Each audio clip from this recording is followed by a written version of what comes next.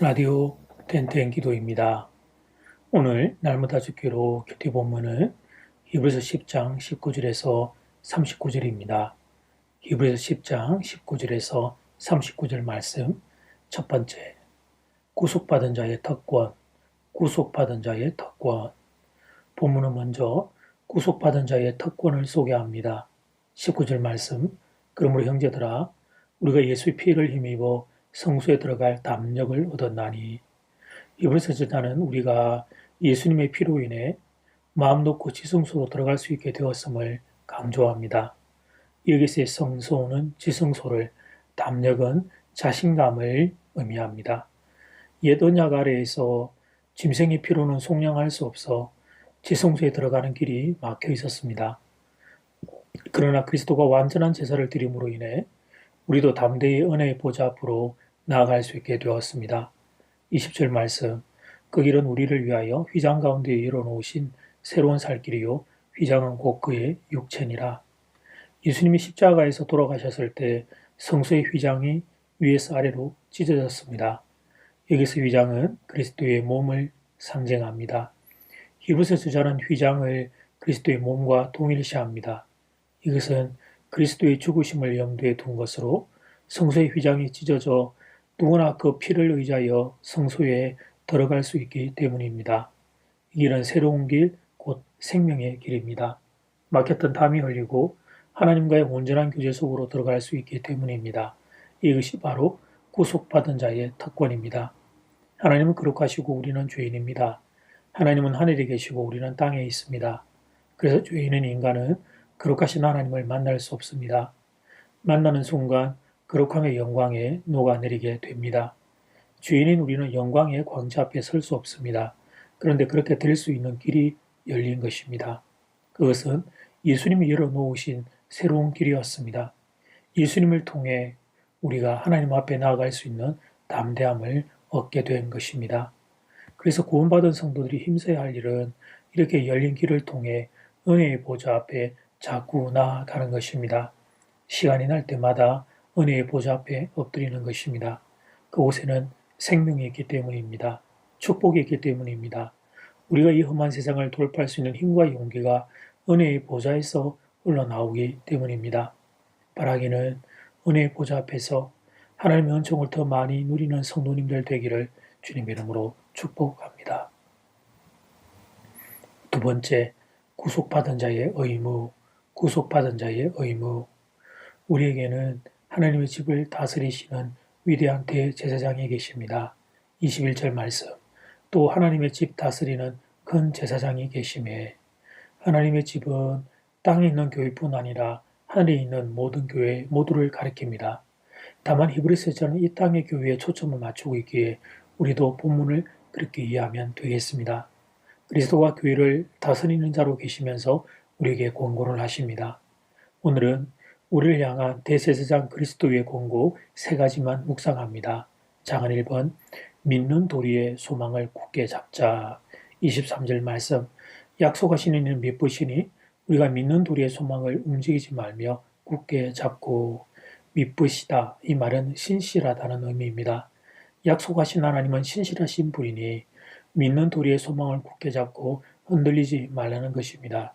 눈앞에 어떤 일이 벌어지더라도 흔들리지 말라는 것입니다. 작은 두 번째, 서로 돌아보아 사랑과 선행을 격려하자. 24절 말씀, 서로 돌아보아 사랑과 선행을 격려하며. 힘들수록 서로 격려하며 살아야 합니다. 내가 힘들 때 누군가의 격려가 그렇게 고마울 수가 없는데 이 이치는 모든 사람에게 동일하게 적용됩니다. 내게 격려가 필요하듯 그에게도 격려가 필요합니다. 우리는 모두 벅찬 인생의 경주를 달리는 중입니다. 격려를 해줘도 부족할 판에 비난과 판단을 한다면 그 사람을 보고 경주를 하지 말라는 의미와 동일합니다. 그러니 서로 돌아보아 격려해야 합니다. 힘들수록 그렇게 해야 합니다. 작은 세 번째, 모이게 힘쓰자. 25절 말씀, 모이기를 피하는 어떤 사람들의 습관과 같이 하지 말고 오직 권하여 그날이 가까움을 볼수록 더욱 그리하자. 성도의 교회에서의 모임을 반대하는 무리들이 있습니다. 그때에도 그렇고 지금도 그렇습니다. 물론 코로나 상황에서 방역을 위해 최선을 다해야 합니다. 그러나 그것은 어쩔 수 없이 선택하는 것이지 교회에서의 모임이 필요 없다는 말은 아닙니다. 최근 인터넷에서 들리는 신학 논쟁 중의 하나는 교회에서의 예배가 꼭 필요하냐는 논쟁입니다. 얼핏 들으면 그럴듯합니다. 그러나 성경의 가르침을 명확히 보아야 합니다. 성경은 분명히 모이기를 힘쓰라고 말하고 있습니다. 특별히 마지막 날이 가까움을 볼수록 그렇게 해야 한다고 권고합니다. 이 말은 신앙생활 하기 힘든 시간일수록 더욱 그리해야 한다는 의미입니다. 우리는 약합니다. 혼자서 신앙생활 한다는 건 너무나 힘든 일입니다. 그러나 믿음의 형제 자매와 함께 달리면 그러면 한결 낫습니다. 빨리 가려면 혼자 가고 멀리 가려면 같이 가라 그런 말이 있습니다만 정말 그렇습니다. 이 험한 세상 마지막까지 믿음의 경주를 하려면 그러면 같이 달려야 합니다. 그래서 교회에서 성도의 만남은 얼마나 큰 복이 되는지 모릅니다. 지켜야 합니다. 교회를 지켜야 합니다. 교회에서의 모임을 지켜야 합니다. 그것이 나를 살리고 너를 살리고 우리 모두를 살리고 교회를 살리는 길이 될 것입니다. 이제 첫 번째 기도 시간입니다. 받은 말씀과 개인 기도 제목을 가지고 함께 기도하는 시간입니다. 이 시간 다 함께 마음을 모아 주님 앞으로 나아가겠습니다.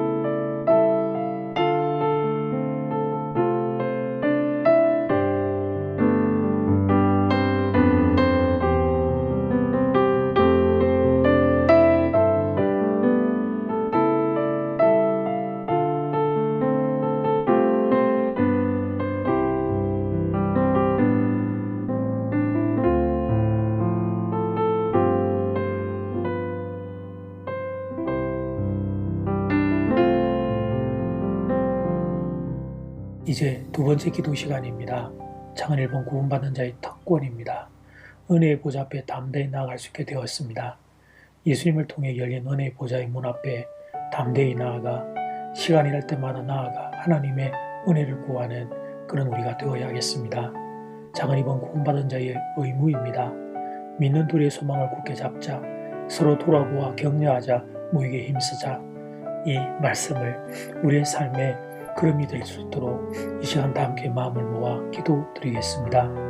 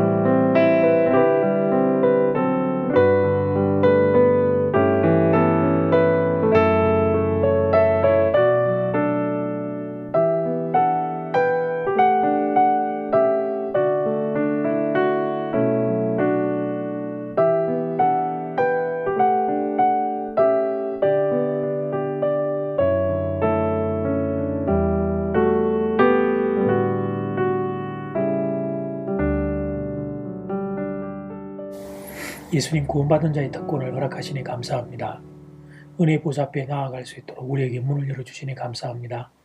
예수님께서 열어주신 은혜의 보좌, 그 앞으로 담대히 나아가 나는 자격이 없지만 예수님을 의지하여 하나님 앞에 엎드려 은혜를 구하는 인생이 되겠습니다.